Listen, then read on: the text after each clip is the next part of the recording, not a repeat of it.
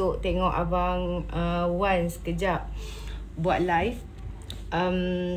Dia teruk kena serang dengan Walaun tadi. Thank you Saka Lawa Tuduyani. Yang ni kan jarang pakai yang bercorak-corak kan. Jarang pakai yang corak-corak. Balas nak gosok satu. Gosok tu tak adalah malas, tapi senang lilit-lilit je. Thank you Ari. Nak pause?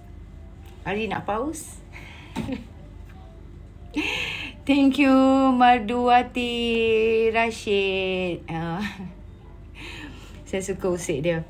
Okay, lately ramai, saya tak tahulah, sedikit lah berkenaan dengan akhlak ni. Kita tengok beberapa Perikatan Nasional punya penyokong. Kalau kata Wala Untik nanti kan korang marah pula. Tapi yang saya perhatikan, saya tak tahu kenapa apa yang mereka koyak sangat. Dan Waalaikumsalam, Ohayo. Dan saya perhatikan mereka, saya welcome everyone to come to my room untuk berdebat dan sebagainya. Tapi mereka ni tak reti nak berdebat dan lebih kepada provokasi.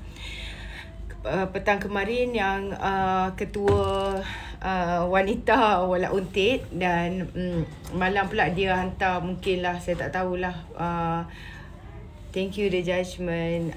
Saya tak tahulah malam tu untit yang mana, tapi yalah dengan aksi cium-mencium di laman sosial dan sebagainya. I don't know lah how they cope with the adab dengan puak-puak ini. Tapi saya nampak itu adalah sesuatu yang tidak wajar lah kalau korang ni. Saya tak tahulah, mungkin pada Perikatan Nasional benda tu nampak biasa kot kan, bermesra-mesra di laman sosial dan sebagainya. Tapi bagi pihak kami sebenarnya lebih kepada nak cuba untuk jadi profesional. Maksud saya di sini, kita cuba untuk berbahas secara baik kan, tanpa dengan dua hala. Dan diorang ni tak boleh tahu, bila kita tanya soalan yang deras sikit macam petang semalam, bila dia mengatakan bahawa persepsi yang dibawa oleh PMX dan sebagainya, dan saya kata kenapa kalaulah terasa diri tu dituduh ataupun ada persepsi yang dibuat oleh PMX, kenapa tak biarkan PMX untuk menjawab? Dia cuma mengatakan tarik balik. Bagilah masa untuk PMX menjawab, bagi speaker untuk kawal keadaan, bagi PMX jawab berkenaan dengan apa yang dimaksudkan PMX, tapi dia tak bagi. Lepas tu dia kata, oh ini level kamu tak mau bagi saya ruang, kamu mencelah dan sebagainya. Bukan begitu. Bukan maksud saya kita tak bagi ruang, tapi saya nak tanya soalan tu bila saya rasa itu adalah peluang untuk saya tanya soalan kalau dia telah menyatakan ada berlaku tidak adil lah di parlimen itu sendiri. Jadi dia koyak dan dia ulang benda yang sama, dan saya cakap janganlah spin, lepas tu koyak. Okay, doesn't matter. Okay, satu lagi perkara yang hari ni tular, dia sebenarnya kemarin lah, saya rasa kemarin dulu, yang Syahidan Kasim, dia membuat satu dakwaan bahawa dan sangkaan buruk dan juga persepsi jahat terhadap kerajaan perpaduan apabila, okay, saya bagi korang dengar lah, senang apabila diorang ni Syahidan Kasim ni menyatakan tak ada dah ke angkat sumpah dulu dan sebagainya. Okey, sekejap. Syahidan bin Kasim setelah dipilih sebagai seorang ahli dewan. Syahidan bin Kasim setelah dipilih sebagai seorang ahli Dewan Rakyat dengan sesungguhnya bersumpah bahawa saya akan dengan jujur menunaikan kewajipan-kewajipan saya sebagai yang demikian. Saya, Syahidan bin Kasim, setelah dipilih sebagai seorang ahli Dewan Rakyat dengan sesungguhnya bersumpah bahawa saya akan dengan jujur menunaikan kewajipan-kewajipan saya sebagai yang demikian. Saya. Okey. Dah beberapa kali dengar, itu maknanya tiada masa dia akad sumpah sebagai seorang ahli parlimen untuk kawasan Larut ini, tak ada ayat yang mengatakan wallahi wa tallahi wa billahi saya Syahidan Kasim, tak ada. Dulu masa dia akad sumpah, dia tak cakap pun begitu. Syahidan bin Kasim. Kan, dan dia buat persepsi yang buruk kepada kerajaan perpaduan. Kononnya dulu sebelum ni ada, sebelum Dewan Rakyat bersidang ada akad sumpah, sesi akad sumpah berkenaan dengan Parlimen Pulai. Parlimen Pulai kan baru saja masuk ke Dewan Rakyat.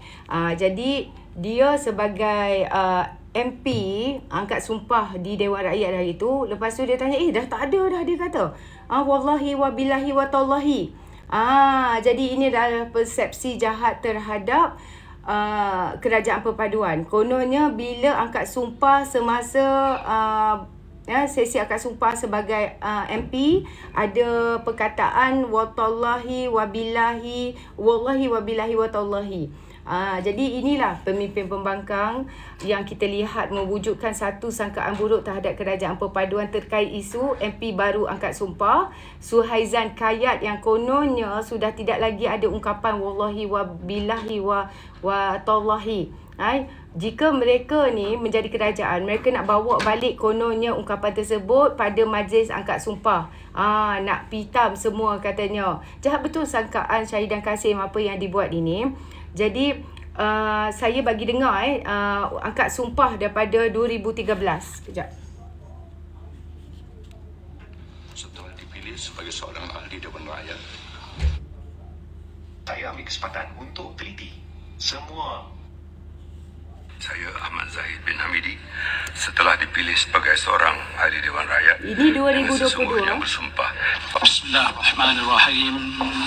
Saya Muhyiddin bin Muhammad Yassin, setelah dipilih sebagai seorang ahli Dewan Rakyat, dengan sesungguhnya bersumpah bahawa saya akan dengan jujur menunaikan kewajipan saya.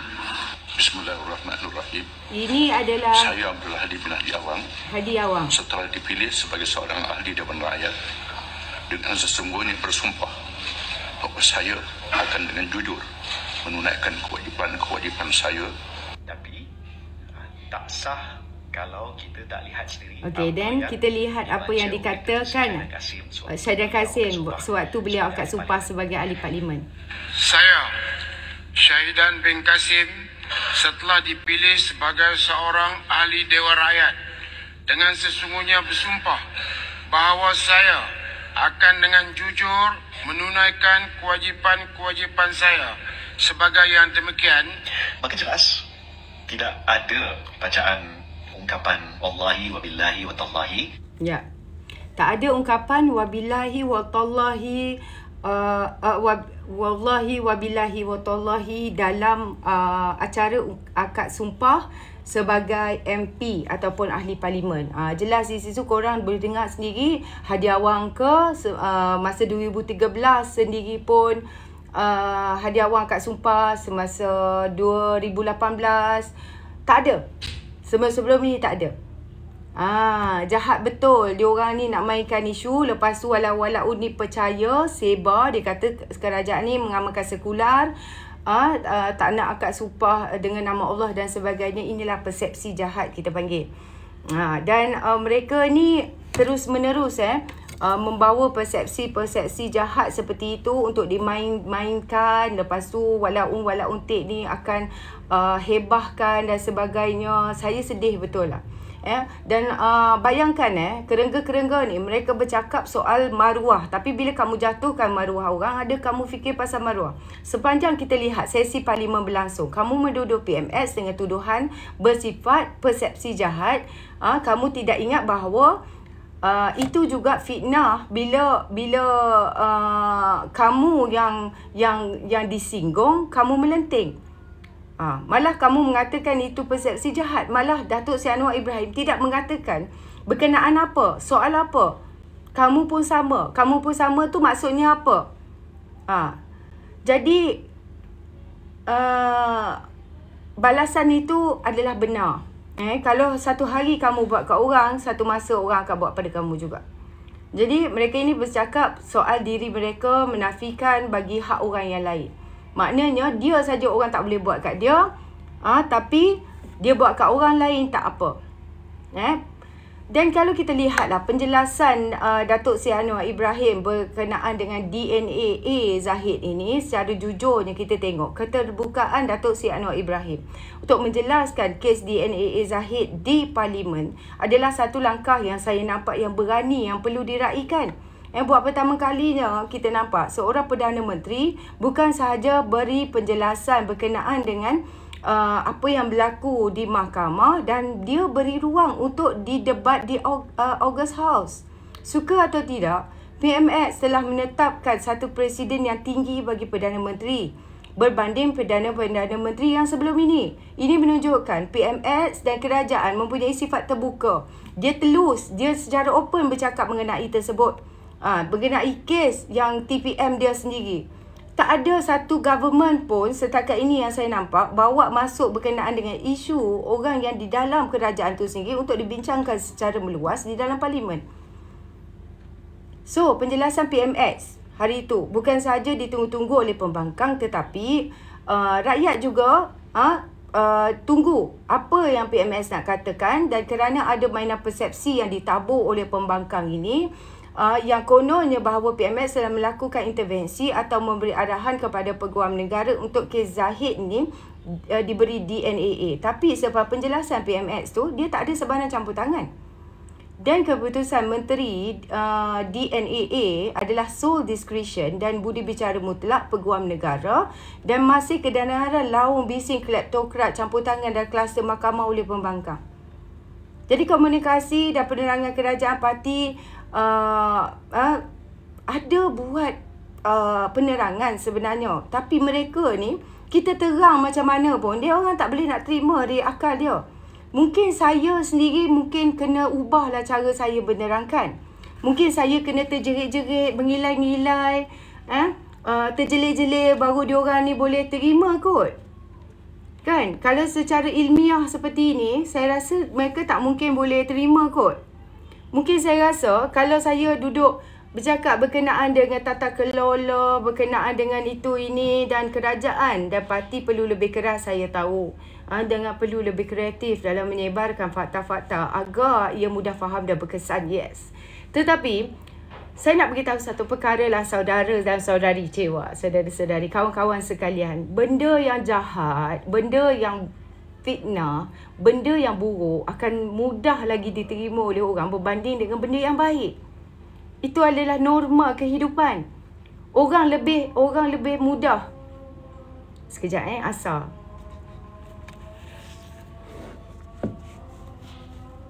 Asar.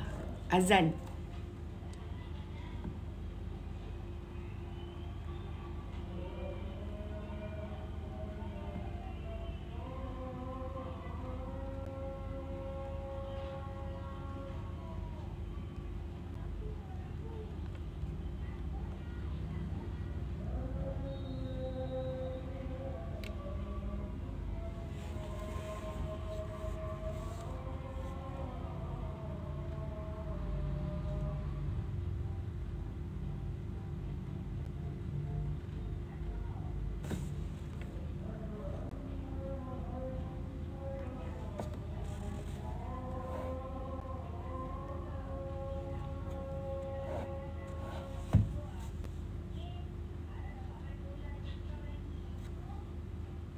Hello, Den.